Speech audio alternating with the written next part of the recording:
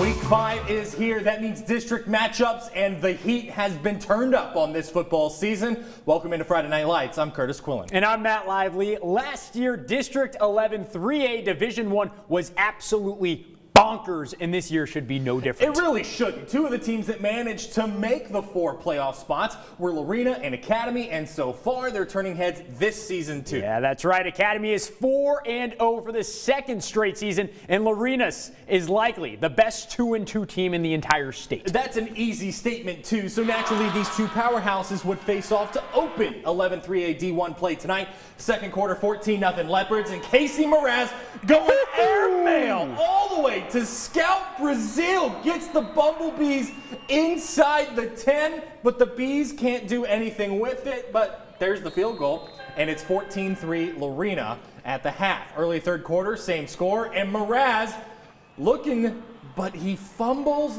the ball. It is recovered by Lorena, sets up on the plus side of the 50. Jackson General, best name in football this year, gets this one to Rhett Hansen, confuses Nikki, still scores 21-3 Lorena with the PAT.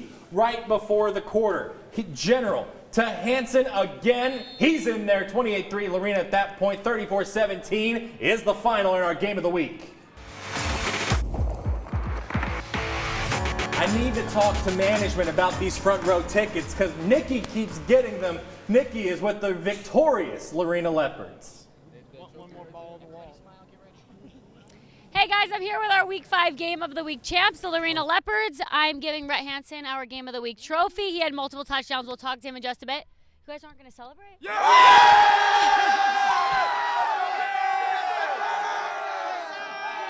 That's what I was waiting for.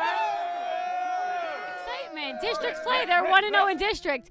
Coach, how are you feeling after that win, 1-0 in district? It's always great to be ahead in the district race, and these kids played very, very hard tonight. Proud of the effort. And what did you say to your team at halftime? You said you needed to finish out the game. Did you like the way they finished the game? Yes, we needed to come out, and that's what we talked about, was finish the game. We started pretty well, and we needed to finish it, so they did a great job tonight. So you guys started the season 0-2. Now you're 1-0 in district. How good does it feel to get things rolling and get a tough opponent out of the way? Well, I mean, it's just one more step in the process, and these guys understand that, we got to go back to work next week and make it all happen again next Friday night. So, but we're going to enjoy the weekend. All right, and Rhett Hansen, multiple touchdowns in tonight's game, a senior on this team. How do you feel about your team's performance? I feel great. We played to the best of our ability, and we got more coming the whole district. So be ready. So be ready, boys, baby. Be ready! How are you going to carry this into next week's game? Same thing. We're going to go out there, hit them in the mouth, hit them first, go out there and win the next district game. And what did you see from your team's offense and defense? Repeat that. What did you see from your team's offense and defense? I saw all of us come together and play to the best of our ability right there.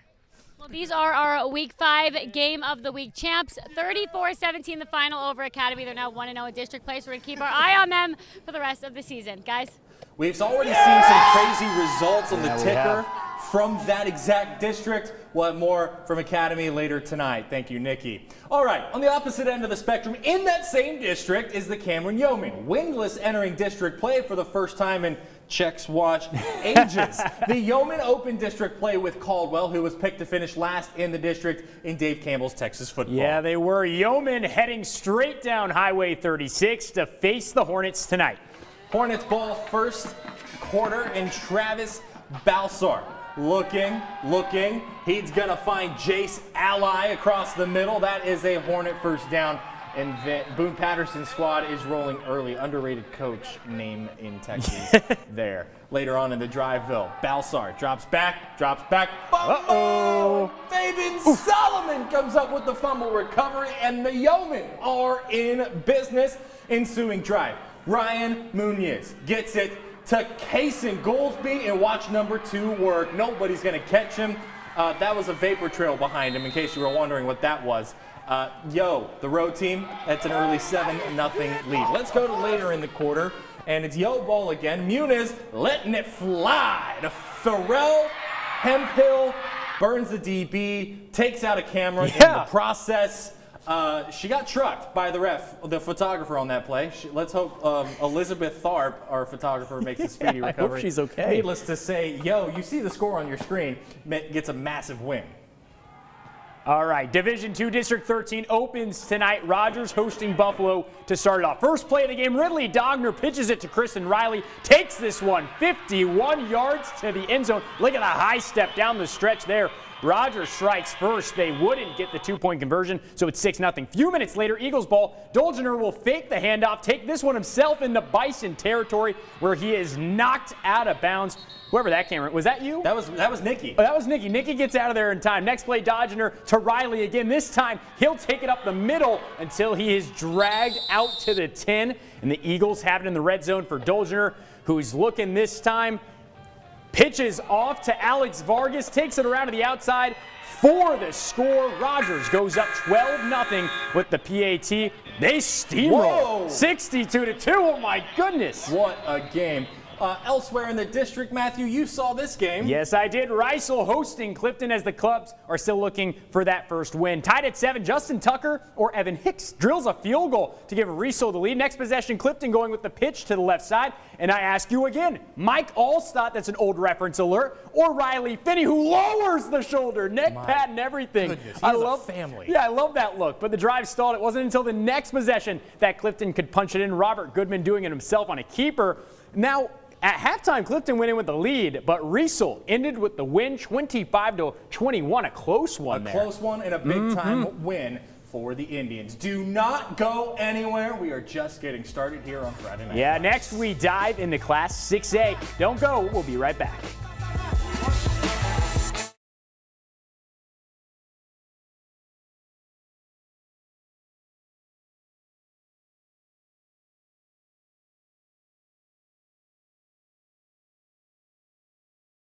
People. Hey, you got a final for It's in the same place it always is. Colleen Shoemaker? Not. Fourth quarter score. It was Reese and Christian final in the third quarter. No, not to my knowledge. Colleen is trailing 42-27 in the fourth. So Shoemaker, Okay. 42-27 in the fourth. 42-27 Shoemaker. I turned it toward me a little bit. Okay.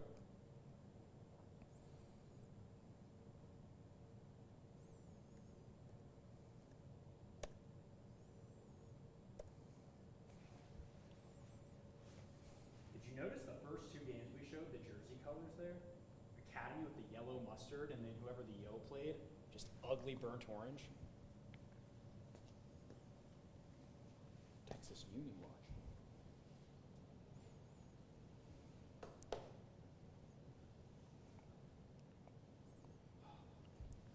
Ways.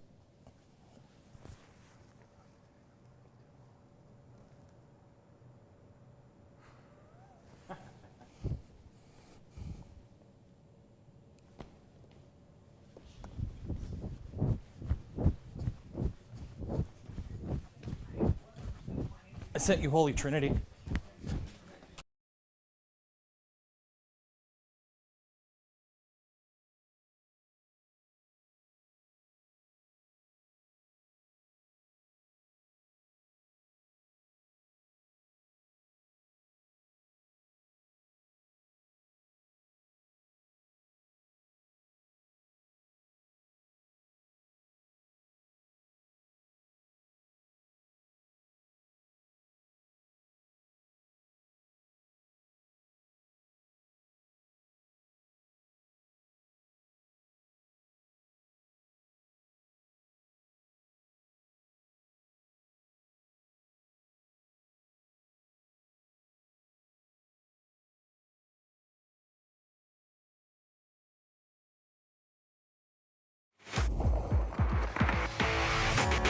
District 12 6A opened this week, and reigning champion Temple looking to repeat atop the district. The Wildcats dropped their first two to state-ranked teams, looking to make it back-to-back wins. And tonight they hit the road. Let's go to Merrill Green Stadium in beautiful Bryan, Texas for this one. The Vikings at home. Nick Carraway here, blasting his way through the offensive line, taking down Reese Rumfield for the sack.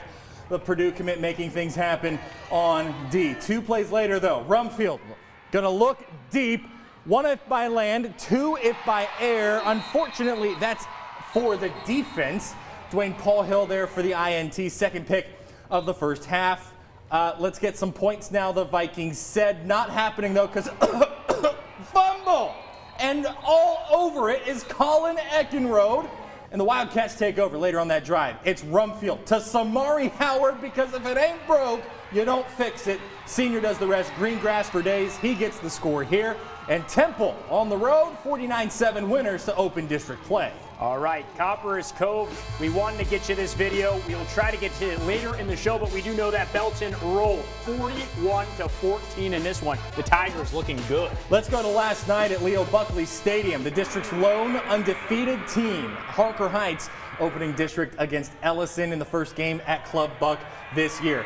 Yeah, that's a really good play to Rashawn Sanford in the first quarter. And then watch this. That's another really good play from the Harker Heights offense. I can't blame anyone but myself. I didn't copy the script into this one. 7-0 Harker Some Heights. play-by-play, come on. And then here's another really good play, this time for Ellison. A massive pick in the second quarter. And then next drive for the Eagles. Into the flat, big time play. That's 62 yards to the house. Smash the circle button on that one with the spin. That's a user pick. Touchdown Ellison, but that would be their only one. 49-8 Harker Heights off to its best start in school history. It feels great to be 4-0. First time in school history a team has started 4-0. To come out here at homecoming against a rivalry game and get a big-time win, 49-8, is a testament to our team and how well we executed tonight.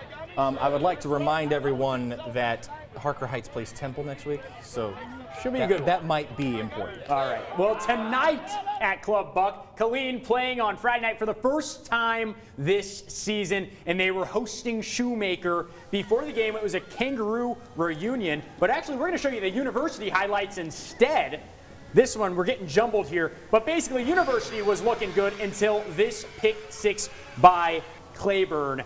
They took it all the way into the end zone. It was heartbreak there. Then, very next drive, Claiborne and the Yellow Jackets get back on the board. Look at that big boy get in there. The Yellow Jackets rolled in this one, 45-0. Let's take a look at District 11 6A. Duncanville passed at one point for -7 yards, but the problem was in the same first half, they ran for 204. 76-0 over Midway, and Cedar Hill all over Waco High tonight, 36-0. Poor Midway. We've got plenty more Friday Night Lights ahead. Poor District 11, honestly. Before we go, take a listen to the Red Brigade of Harker Heights, our Battle of the Bands winner for Week 5. We'll be right back.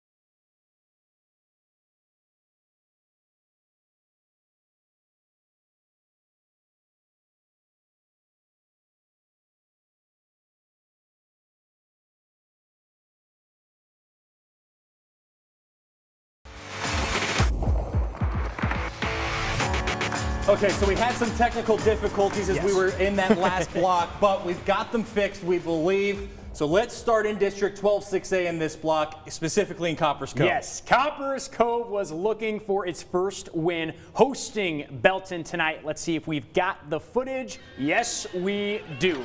All right, it was a gorgeous night, as everybody who was out there knew. Just beautiful weather, and Bulldog Stadium was rocking for football. Belton looking for the game's first score, moving the football when the Tigers cough it up. A turnover on the Bulldogs side of the field, and the Dogs are in business. And on the very next play, senior QB Shane Ritchie keeps it himself on the play action, breaks into the secondary, and leads to the game for score 7-0 Bulldogs. Belton back to work on the ground after we show you the crowd getting amped up. Elijah Warner, the senior running back, breaks off a great first down. That would set up a Belton field goal, the Tigers' first score. It was a 7-3 ball game. Tigers go on the road and get the win tonight. 41-14 statement from Belton. Tonight's action at Club Buck. This is the wrong game. This is Academy and Lorena. With that, let's just head back out to John Glover Stadium real quick and take one final checkup with Nikki Lattarulo. Do we have Nikki? We got Nikki. We have Nikki. Nikki, this was a statement win from Lorena tonight. Yeah, definitely a statement win from Lorena. They were 0-2 to start the season. We said best 0-2 team in the state. They proved that for sure, that they are one of the best teams in our area for sure. They controlled this game from start to finish. And Coach Biles said he went into halftime and he said we need to execute throughout the rest of the game and we need to be physical throughout the rest of the game. They did give up touchdowns in the fourth quarter late. That's why the score was Academy had 17 points, but throughout the whole beginning of the game, it was all Lorena the whole time. Their offense was working. They had two different quarterbacks in, and their defense was working as well. So not a team that's going to struggle in this district, I don't think, and I don't think Academy will struggle in this district either. Lorena goes to Troy, or plays Troy next week, so I don't think they'll have trouble with there. This district will definitely be Academy and Lorena 1 and 2 throughout the season, I would say. But we'll talk about this more coming up in just a bit, guys. All right, Nikki, we appreciate it. That's it for the NBC portion of our show tonight, but don't go anywhere. We've got more Friday Night Lights next. Yeah, you can catch it on Facebook, YouTube, our website. Don't go anywhere.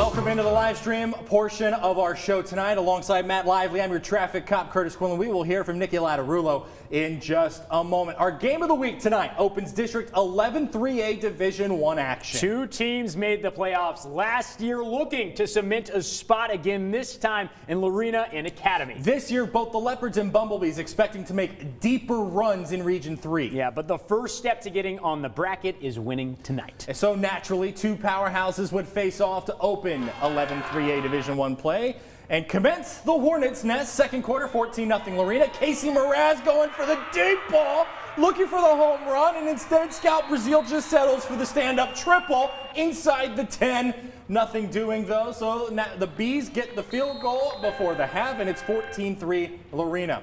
Third quarter, same score, Mraz looking, uh-oh, he fumbles, and it's recovered by Lorena. They are set up in B territory. Ensuing drive, Jackson General. He's not just a great name, he's a great quarterback. Rhett Hansen confuses Nicky, dives across the goal line, 21-3 after the PAT. Before the end of the third, final seconds, General to Hansen. This time on the ground, bulldozes his way in, 28-3. 34-17 is the final. Lorena is 1-0. You know, Matt, we should really try to figure out who Nicky is talking to get these good assignments. Week Nicky, after week. You got another good one tonight in the game of the week. Thoughts on Lorena? My thoughts on Lorena are they are as good of a team as we thought they were going to be early in the season. They just had two really tough opponents to start the season, China Spring and Franklin. So the 0-2 record we knew we didn't have to worry about, and then they opened district play tonight and show how good they are on both sides of the ball from start to finish. They got a little sloppy toward the end of the game, and that's how Academy put up those 17 points. But we can't count Academy out at all because they looked really good defensively. They just had some mistakes on offense, like the fumble, they had a pick, and that led to Lorena touchdowns, as well as that long pass that we saw, and then the field goal. Like if they would have scored there, things could have been different. So there was just like little mistakes that they'll get ironed out and they'll be fine in this district. Lorena will be so fine in this district. I think they finish 1-2 for sure. Lorena plays Troy next week, shouldn't have a problem there. And Coach Biles said he's happy with their performance, said he liked their effort and how physical they played, but wished they could have played a little bit cleaner down the stretch. Nothing surprising about, I don't think, the results of this game. I think we keep our eye on both of these teams, and they'll definitely make runs in the playoffs. I like it. 11 3A D1 proving to be just as bonkers as it was last year. Yep. Looking at the results on the ticker, this being one of them, but Academy, this is one of those few instances where you walk away from a loss really impressed with the team. So I'm impressed with Academy. Nicky, we will check back in with you here in a bit when we break down the big picture. Okay.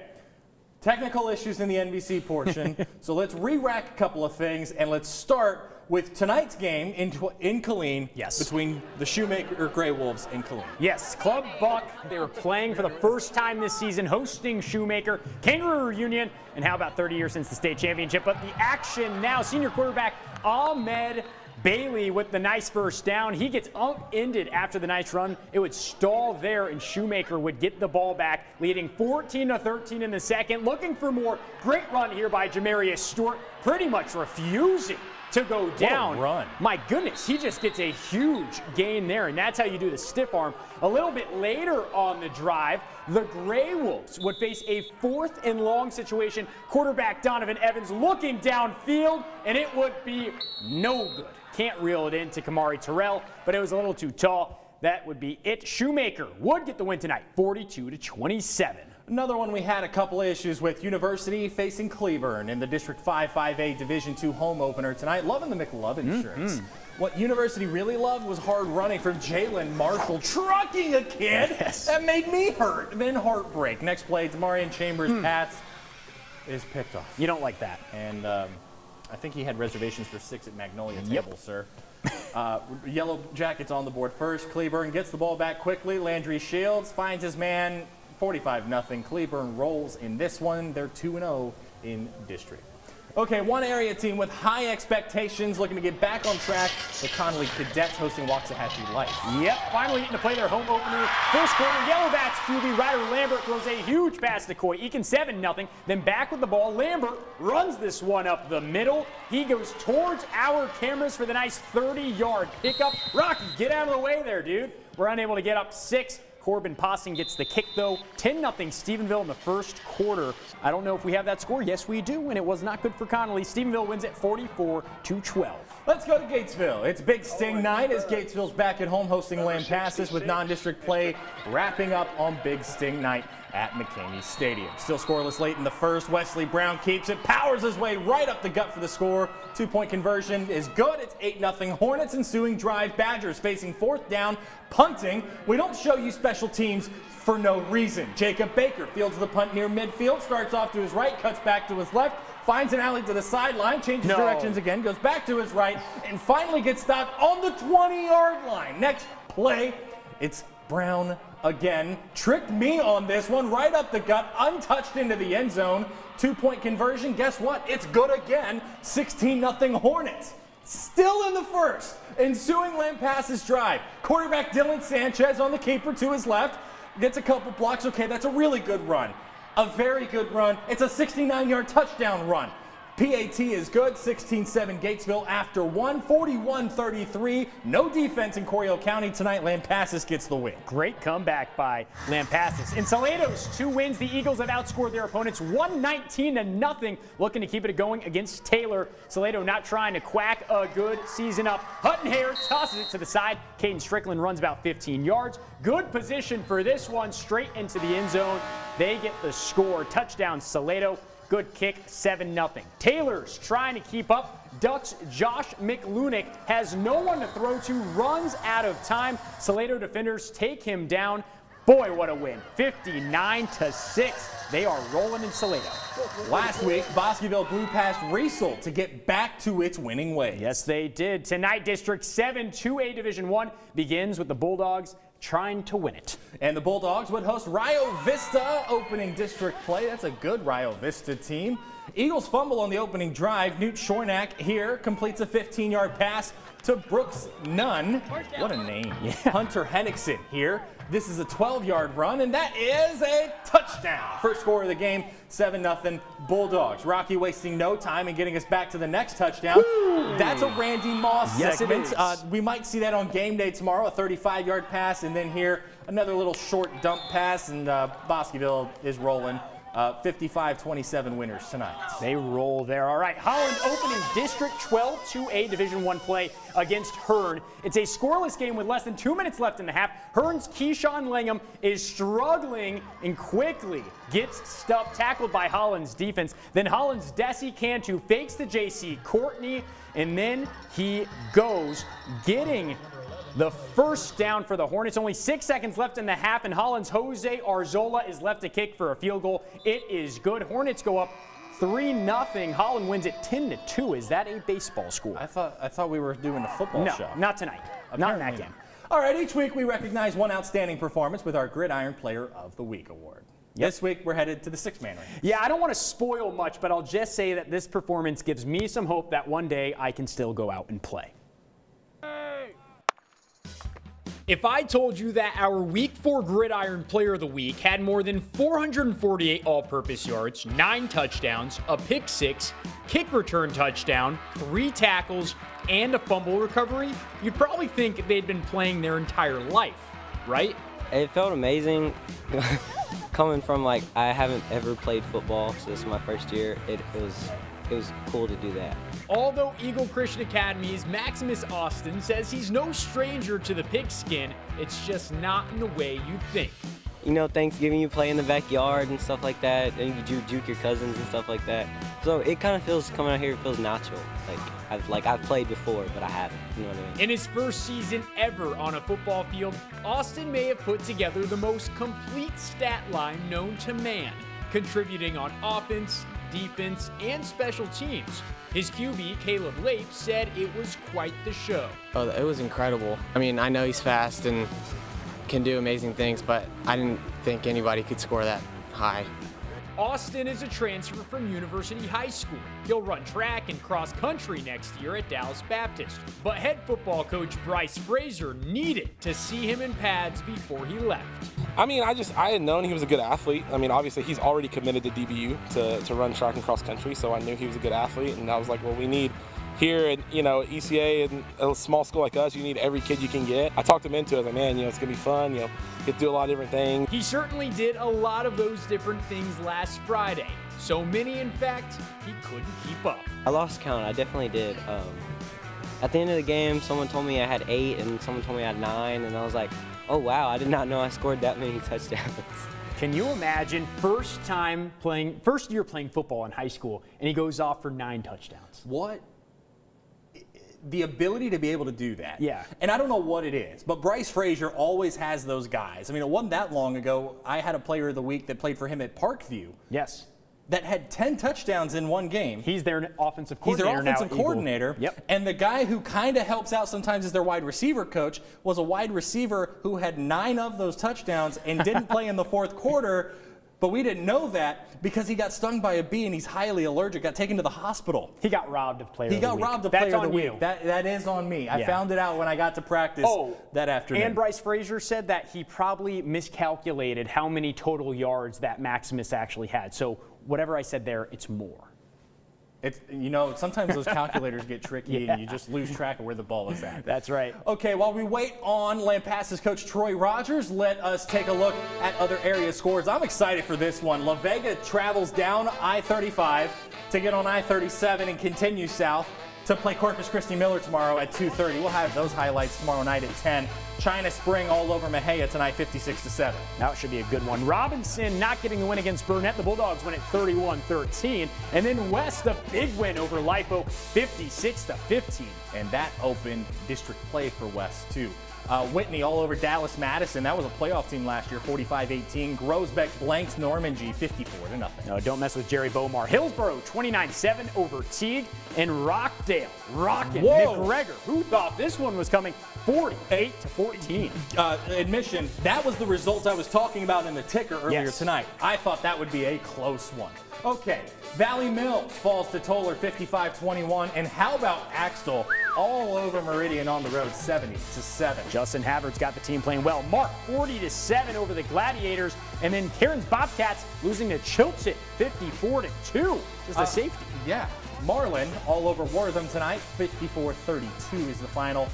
Thorndale, how about a statement in District 12, 2A Division 1, 55-0 over Moody. Don't like to see that. Rosebud Lot, they don't like to see this score. 25-6, they lose to Thrall. And then Centerville gets the 56-7 win over Bremont. So I've got questions about Bremont at this point. Granger all over Bartlett tonight in the district opener, 54-20. But if you believe in this, Bartlett covered. Abbott 59-8 over Keene as well. Good teams win, great teams cover. Vanguard 50-0 over Irving. Jonesboro and Milford canceled. Oh no. Let's move on in the private school ranks. 49-0 Live Oak over Red Oak Avia Christian. Bishop Riker beat Dallas First Baptist twice last year, once in district, once in the state semis. First Baptist gets its revenge, 47-21. Sure do. Memorial Christian Warriors 60-12 over Parkview, and Holy Trinity falling to Marble Falls 72-22. Ooh.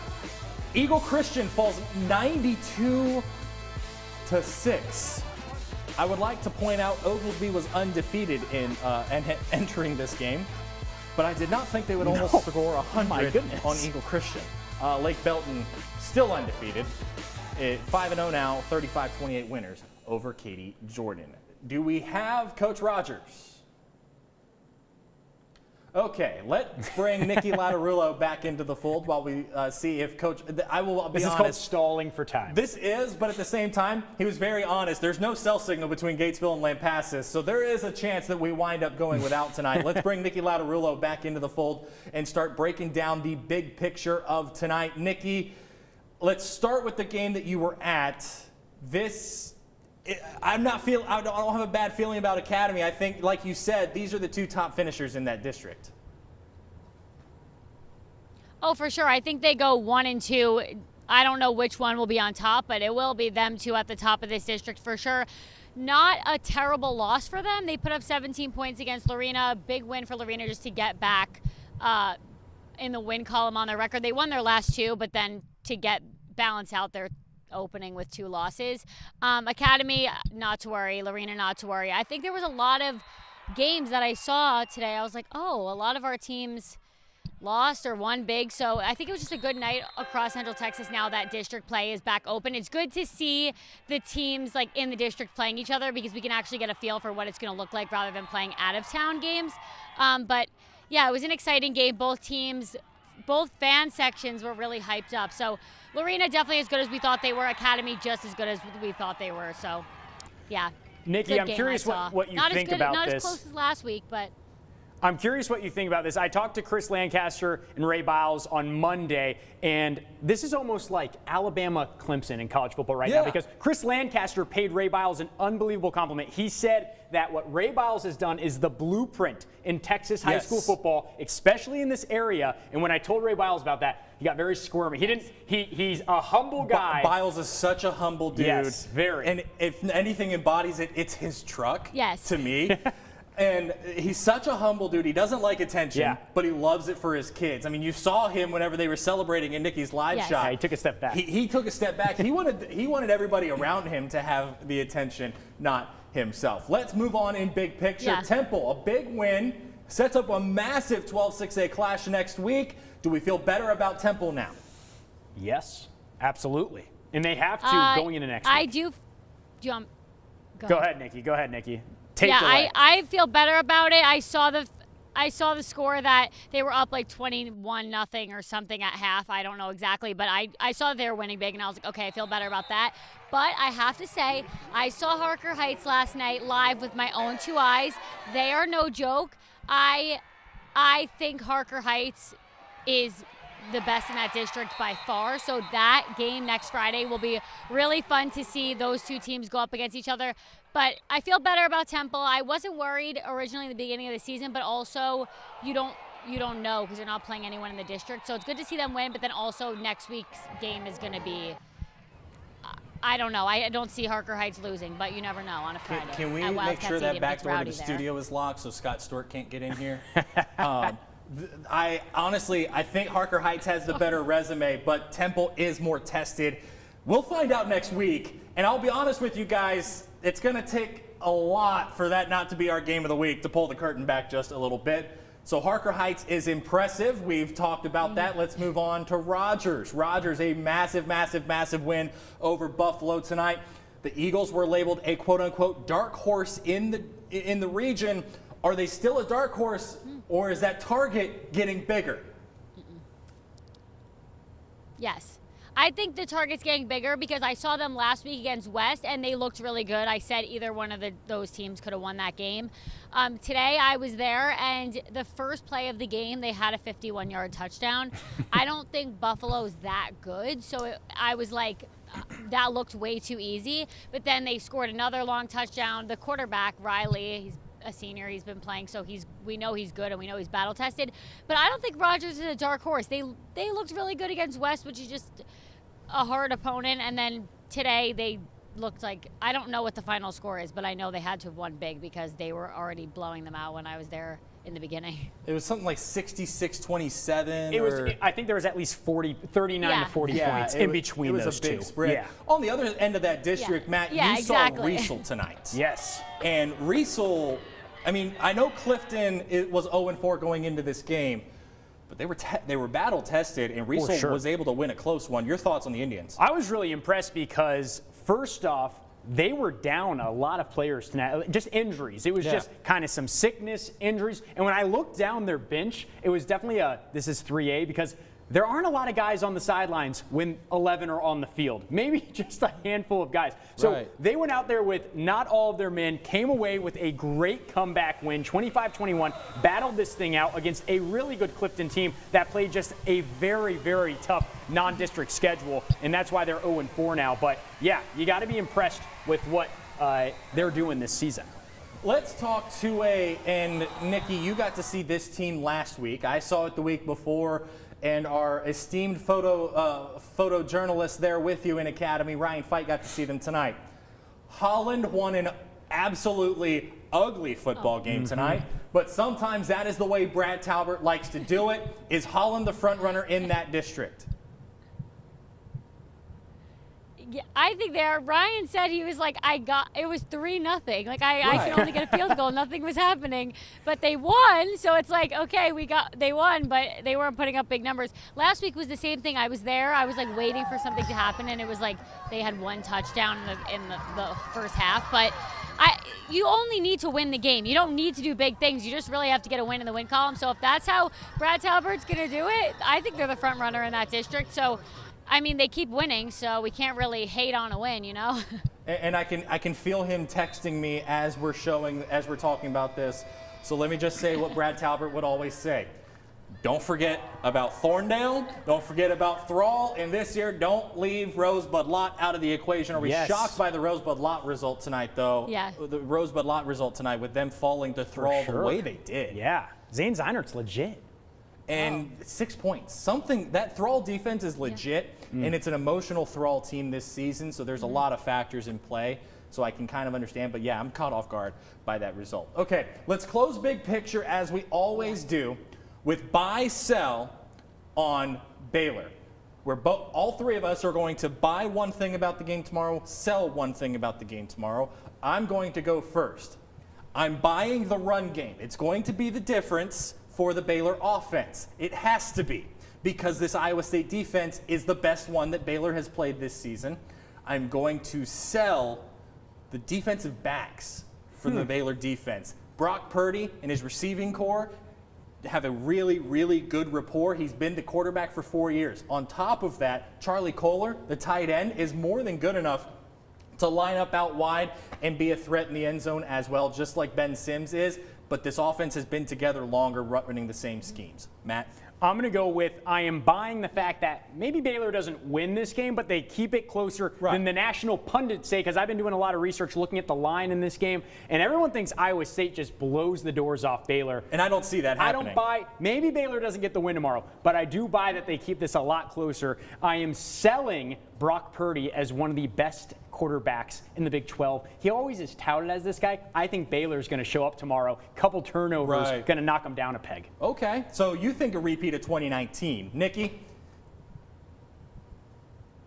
I'm going to buy the atmosphere inside McLean Stadium tomorrow because it's going to be sold out and it's going to be loud. And I think it's after a year of not having a full stadium, now that it's sold out, it's going to be loud. So I think that's going to help. I don't know. I think I'm going to sell the Iowa State defense. Okay. I think Baylor's going to do some things to them. I think people underestimate Baylor, and I think they're a lot better than we think. We just haven't seen them play that good of an opponent yet. So I wholeheartedly agree with Matt that if they don't win, it won't be a blowout. I wholeheartedly agree with that. I took on my podcast, I took Iowa State -7, but I said on the radio today, it's not going to be a double-digit game, I don't think. No. I think it's between 7 and 10 at most. I don't think so. And I think it proves that Baylor's further along in this rebuild than it was at this point. Dave Aranda, he's legit. And to quote Nikki Lattarulo, you talk about the atmosphere, it's going to be poppin', as Nikki likes to say. She's hip with the kids nowadays, so it's going to be poppin' tomorrow. It's Gino. It's all Gino. Yeah. It's not necessarily Nikki. Nikki, we appreciate you. Enjoy it, and we'll see you tomorrow at McLean Stadium. She got a good one again tonight, Matt. Every night. I'm over this. I'm over it. We got to talk to management. Yeah. Oh, wait. Someone's telling me I'm the one coming up with the assignments. It's my bad. Thank you guys so much for spending part of your week with us. We hope you enjoyed Friday Night Lights Week 5. Week 6 is next week. For Matt Lively, Nikki Lattarulo, photographer Ryan Fite, producer Samantha Cruz, Rob Kelso, Michael Graham, and all of us working the late shift here at KCEN. Good night. We'll see you next week under the lights.